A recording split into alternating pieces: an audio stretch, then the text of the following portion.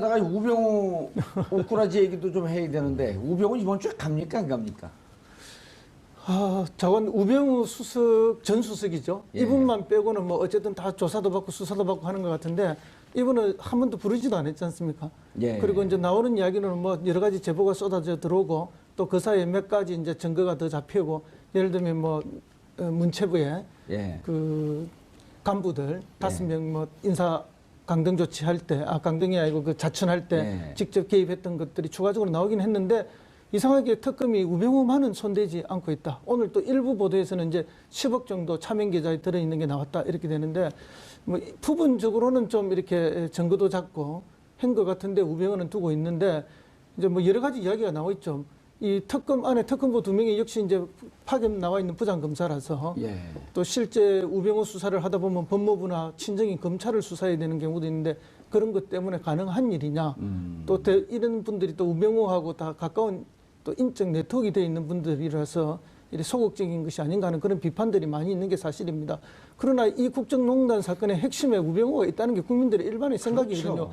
그것을 감찰하고 막고 해야 될 사람들이 민정수석실인데 오히려 방조하거나 오히려 직권을 남용해서 도와주거나 또 직권을 뭐라 그러죠, 직무를 유기하거나 이런 것들로 국민들이 인식하고 있는데 우병우만 빠진다면은 이번 특검이 사실상 뭐 반쪽도 아니고 반의 반쪽 수준이 되는 것이 아니냐. 예. 삼성의 이재용 부회장은 우리가 이번 특검을 통해서 반드시 해소해야 될 게 정경유착 아닙니까? 예. 자기들은 강요라고 이야기하지만 이건 정경유착을 통해서 자기들도 많은 혜택을 가져간 기 때문에 한국 경제에서 수십 년간 내려오던 정경유착 이번에 반드시 특검이 좀 끊어달라는 것이고 또 동시에는 어떤 그런 것들이 감찰하고 제어하고 통제해야 되는 민정수석실이 오히려 그런 것들을 도와주거나 부하내동하거나 이런 것들이 아닌가 해서 그 권력의 핵심에 대한 반드시 단죄가 있어야 된다는 게 국민의 감정입니다. 최 변호사님, 예. 그 전에 우병우 수석에 대한 혐의가 예. 직권남용, 직무유기 예. 등등이었단 말이에요. 예. 근데 이제 사실 그 오늘 한 언론이 특종 단독으로 보도한 게 처갓집 회사인 정강에 뭉칫돈이 들어왔다라고 하는 얘기는 이미 한 2주 전서부터 오다가 이제 기사가 오늘 처음 나온 건데 10억 정도의 뭉칫돈이 해외에서 들어왔다가 다시 빠져나갔다는 거거든요. 예. 아니 해외에서 들어왔다는 건데 이제 보도 내용만 따르면 본인은 해외에 투자했던 돈이 들어왔다. 근데 정무수석실이 민정수석 그 당시거든요. 근데 이제 이게 세탁한 돈이 아니냐 이러고 이제 들여다본 건데 특검은 세탁한 돈이 그렇게 처갓집 기업으로 돈이 들어올까요? 그렇게 꼼꼼하고 법을 잘하는 분이 만약에 뇌물이라고 한다면 그거는 그 두 가지 측면이 있을 수 있죠. 과거에 우리 진경준 검사장 사건 때도 보시면 예. 그 자기 통장이나 자기 주변 사람들 통장으로 거래를 하잖아요. 그러니까 예. 검찰 출신들은 검찰이 같은 식구로서 나를 치지는 않을 것이다라는 어떤 일종의 그 기대나 믿음이 있습니다. 그렇다 보니 그럼 처갓집으로 받을 수도 있겠다. 그럼요. 보통 사람들보다 소홀할 수 있어요. 예. 그러니까 그런 점은 그러니까 뭐 최순실 씨처럼 아예 처음부터 마음을 먹고 이거를 뭐 여러 가지 방법을 통해 가지고 복잡하게 돈을 빼돌리겠다 생각을 했으면 모르겠지만 여기는 그때만 해도 변호사를 하면서 다음 또 기회를 노리고 있는 상황이었기 때문에 그냥 어떻게 보면 일반 변호사들은 하지 않는 약간 높은 수준의 방법만 해도 되지 않을까라는 생각을 했을 가능성이 높고요. 저는 그런 차원에서 방심하다가 이번에 하여튼 그 좀 10억 정도는 수입료 빼돌린 게 걸린 거 아닌가 싶더라고요. 근데 해외에서 들어왔다 그러더라고요. 그러니까 그거야 뭐 계좌를 통해서 바깥으로 돌렸다가 다시 한번 돌아오는 게 이제 가장 기초적인 자금 세탁 방식이니까 예. 그리고 또 처가가 갖고 있는 회사들이 많이 있으니까 그런 걸 통해서 그런 생각을 만약 수입료 누락이면 뭐에 해당되나요? 그거는 이제 변호사법 위반도 되고 예. 여러 가지 이제 변호사법에 정한 그 불성실 신고 이런 것 때문에 이제 국세청의 이제 국세기본법 위반 그러니까 세무조사와 관련된 거죠. 뭐 그런 탈세 혐의로 말하자면 처벌받는 구속사유는 아닌가요? 액수에 따라서 뭐 저기 할 수 있지만 지금 봐서는 그것만 가지고라기보다는 다른 여러 가지 일들이 있지 직권남용, 않습니까? 직무유기 등등이 있기 때문에. 그거는 이제 합쳐서 해야 되겠죠. 그리고 이분은 누가 봐도 증거인멸할 수 있는 인상만 봐도 그렇잖아요. 다만 다 변호사 수임료 누락 부분이 아닌가 예. 이렇게 많이 말씀을 하시는데 이제 우리는 또 많은 상상과 추측을 해볼 수 있지 않습니까? 그렇죠. 그럴 수도 있고 이번에 유독 저 사면 복권과 관련돼서 여러 가지 이야기들이 있지 않습니까? 예. 그래서 혹시 이제 사면 복권의 핵심 담당자가 민정수석 민정이죠. 아닙니까? 예. 그러면 대기업들이 박 대통령과 최순실한테만 그렇게 대가성으로 뭐 여러 가지를 했겠느냐? 예. 혹시 그걸 핵심적으로 책임지고 있는 민정수석에게는 뭔가가 없었을까 하는 이런 의심들을 시중에서 하고 있는 것도 사실입니다. 이번에 이제 이재용 부회장의 어떤 태도에서 그걸 뭐 자신감 있게 보신 분도 있으신 것 같은데 예. 그렇지는 않은 것 같고요. 왜냐하면 그동안 진행된 그 상황에서 삼성 측에서 해명이 되거나 아니면 뭔가 반전을 이룬 사안은 없고 그리고 오히려 특검 측에 더 증인이나 증거나 이런 게 축적되었기 때문에 저는 그리고 이 앞으로 진행 양상에서 이렇게 지금 삼성에 이렇게 지금 불렀던 몇 명 이런 이제 이 경영진까지 예. 전부 다 영장을 칠 수도 있다라는 그런 지금 뉘앙스로 발언했잖아요. 그래서 제가 봤을 때는 오히려 특검의 자신감을 읽어줄 수 있지 않나 싶습니다. 예. 어떻습니까? 지난번에 그 조의원 부장판사가 예. 영장을 기각하면서 예. 범죄 소명이 좀 불충분하다. 그런데 지난번에 세 개로 들어갔잖아요.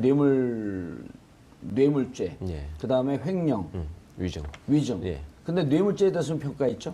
그러니까 대가 관계에 관해서 예. 아직 소명이 부족하다. 그러니까 뭐 입증이 좀 부족한 것 같다. 그러면서 이제 돈 받은 사람도 조사를 안 하지 않았느냐. 예. 뭐 이런 박근혜 걸 또 예를 대통령 들었고. 얘기한 거죠? 예, 예. 그러다 보니까 이제 기존에 그 강요죄로 기소되어 있는 부분과 놓고 볼 때 과연 그거를 넘어서는 새로운 사실을 통해서 대가 관계나 어떤 부정한 청탁이나 이런 것들이 확실하게 있었느냐라는 점을 이제 주요한 기각 사유로 들었었는데요. 예. 오늘 이제 재소환하면서는 특검이 그간에 안종범 수석의 뭐 업무 수첩을 추가로도 확보한 게 있었고, 그 다음에 공정거래위원회나 금융위원회의 압수수색을 통해서 또 추가로 확보한 자료들이 있기 때문에 예. 상당한 자신감을 갖고 소환하지 않았나 싶고요. 저는 오늘 이재용 부회장 출두하는 모습을 보면서 전보다 굉장히 긴장하고 있구나 하는 그 표정을 읽었는데 그 여유 있게 봤다고 보신 분이 있다는 게 저는 오히려 좀 의아한데요. 예. 그런데 지금 저 화면에 나오는 게요. 예. 최 변호사님. 예. 삼성 순환 출자 해소를 둘러싼 삼성과 특검은 주장인데 저게 이제 M&A 끝나고 난 다음에 예. 삼성 그 이재용 승계 과정에서 저런 공정위 삼성물산 처분 물량 뭐 500만 주 결정 이런 등등으로 삼성의 승계를 도와줬다는 예. 내용이거든요. 예. 예. 저거는 그러니까 7월 25일 이후에 이루어진 거 아닙니까? 그렇죠. 그럼 7월 25일 그러니까 삼성의 주장은 7월 25일, 7월 17일 날 이미 2015년 7월 17일 날 M&A가 이루어지고 그리고 그 이후에 자기들이 돈이 줬기 때문에 대가성이 아니다. 네. 그런데 돈 주고 난 다음에 저런 일들이 쭉 벌어진 거란 말이죠. 그렇죠. 그러니까 저 일이 있기 직전에도 지금 뭐 독일에 송금한 게 있었고 예. 했다는 거잖아요. 예. 그러니까 그러고 나서 직후에 이제 저런 조치를 공정위가 했다라는 것. 예. 그다음에 삼성은 저 문제에 대해서 소위 로펌의 해석을 받아가지고 예. 우리는 문제가 없다라고 본다라고 계속 주장을 했지만 공정위는 아니다. 그건 저거는 그 순환 출자 문제에 걸리기 때문에 예. 당신들이 그 SDI가 주식을 팔아야 된다. 삼성물산 주식을 팔아야 된다라고 계속 공정위는 요구를 했었고. 예. 그러니까 삼성은 이제 아니 그 문제 없는 거 가지고 왜 그러느냐. 뭐 별도의 규제를 통해서 괜히 기업 활동을 옥죄는 거 아니냐. 이런 식의 항의를 했었기 때문에 예.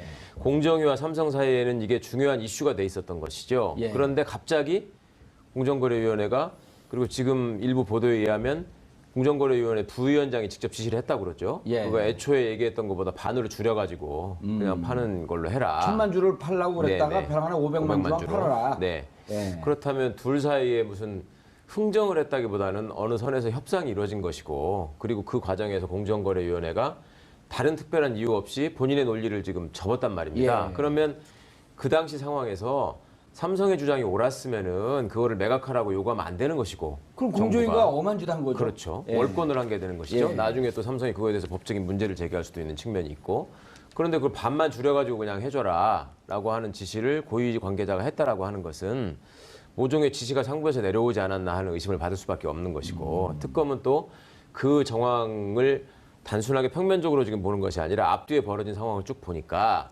이게 유기적으로 움직인 정황이 있고 또 그 전에 돈이 간 게 있고 또 또 삼성이 이 문제에 대해서 굉장히 신경을 쓰고 있었기 때문에 이 문제를 어떻게든 풀려고 했었다. 뭐 이런 점들을 좀 포착하지 않았나 싶고요. 예. 그것 때문에 이 부분은 확실히 대가성이 입증된다라고 보고 있는 것 같습니다. 예. 허평론가님, 지난번에 2월 3일 날 청와대 압수수색이 들어갔다가 무산이 됐잖아요. 그렇죠. 같은 시간에 이제 이른바 성동격서라고 하는 표현을 저희가 여기서 여러 차례 썼는데요. 금융위하고 공정위 압수수색이 들어갔단 말이에요. 그렇죠. 금융위하고 공정위에서는 전혀 모르고 있다가 아닌 밤중에 뭐 날벼락 맞듯이 압수수색 돼갖고 전체가 다 털렸다는 거 아니에요? 그리고 그 털린 근거 속에서 보면은 공정위에 청와대가 일정하게 압력을 가해서 삼성을 도와주는 과정. 예. 지금 방금 나왔던 것도 예. 그 도표죠. 그렇죠. 그래서 당시에 청와대에 이제 경제수석실 산하에 있는 그 금융비서관이죠. 예, 금융비서관이요. 예. 그 최상목 씨인데 예. 이분이 지금 기재부 1차관을 하고 있죠. 아하. 이분이 이제 안종범 수석의 지시로 그렇게 이제 공정위에 뭐 이렇게 미팅을 하고 연락을 취했다. 그러니까 예. 청와대에 압력이 들어갔다는 거죠. 그래서 이제 그런 객관적 진술을 이미 이제 특검이 받아놨다는 거죠.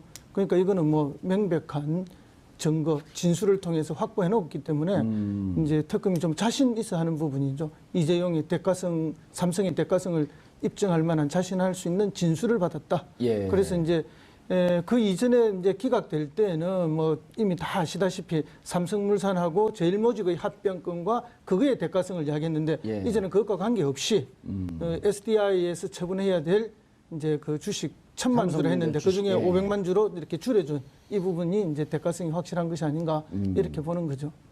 그래 지난번에도 우리가 잠깐 최 변호사님 얘기를 예. 했지만 어쨌든 지금 M&A 과정이라고 하는 게 네. 삼성전자 주식을 확보하기 위한 후계 승계 과정이었거든요. 그렇죠. 그 후계 승계라고 하는 것은 M&A가 된다고 해갖고 벼랑안에 후계 승계가 되는 게 아니고 삼성물산과 제일모직인데 제일모직에서 이제 삼성전자 주식을 많이 갖고 있기 때문에 네. 그 과정을 통해서 삼성전자 주식을 많이 확보하고 확보해서, 예. 후계 과정을 완성하려고 했던 건데 그럼 후계 과정이라고 하는 것은 한순간에 완샷으로 끝나는 게 아니라 지속적으로 가는 거 아니에요? 그럼요. 그러니까 당시에 이제 그 우리가 언론 보도를 좀 반추해 보면요. 예. 그때 당시에는 이 부분이 삼성의 후계 구도와 관련한 특혜가 있을 수 있다라는 쪽에 포커스를 맞춘 보도가 거의 없었습니다. 예. 그때는 무슨 외국계 펀드가 삼성을 집어삼키려고 한다. 예. 그러니까 뭐 이걸 지켜야 되는 거 아니냐. 예. 그 일종의 애국심에 홍보하는 뭐 이런 삼성의 전략이 있었는데요. 그렇죠. 무슨 그 엘리엇인가 그쪽 그 예. 펀드에서 들어가고. 그러니까 지금 그 박 대통령이 일부 변명한 내용이나 또 삼성의 주장을 보면은 이거는 그런 문제가 아니었고 당시에 외국계 자본으로부터 우리 국내 기업을 지키는 일이었다라는 식의 지금 해명을 하고 있단 말입니다. 그렇죠.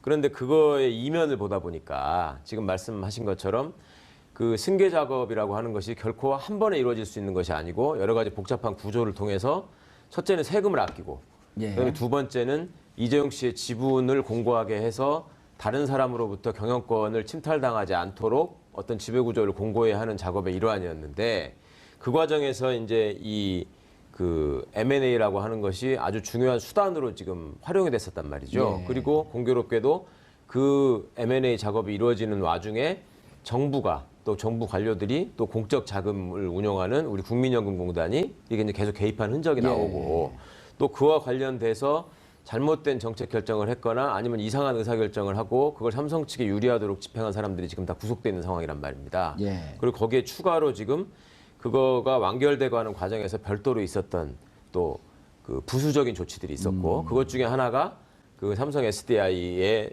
그 삼성물산 보유 주식 매각 문제가 드러난 예. 것이고 또 그 매각되는 상황을 놓고 보니까 그 앞에 이제 우리 정유라 씨의 말구입과 관련된 삼성의 지원 예. 이런 흔적들이 이제 시차적으로도 이게 좀 일치하는 측면이 있고 그렇다 보니 삼성이 청와대의 요구를 수용하고 내지는 좀 더 적극적으로 오히려 더 대범할 정도로 그 최순실과 정유라의 지원에 앞장섰던 이유가 예. 결국은 후계 구도를 공고화해서 이재용 승계 작업을 마무리하려는 예. 그러니까 지금 대통령이 있을 때 뭐 그런 의도가 많이 발현된 게 아닌가. 예. 특검은 이제 그런 부분에 대해서 상당 부분 파악을 했다고 생각하고 어떤 자신감을 가지고 구속영장을 다시 청구한 거 아닌가 예. 그런 생각이 듭니다.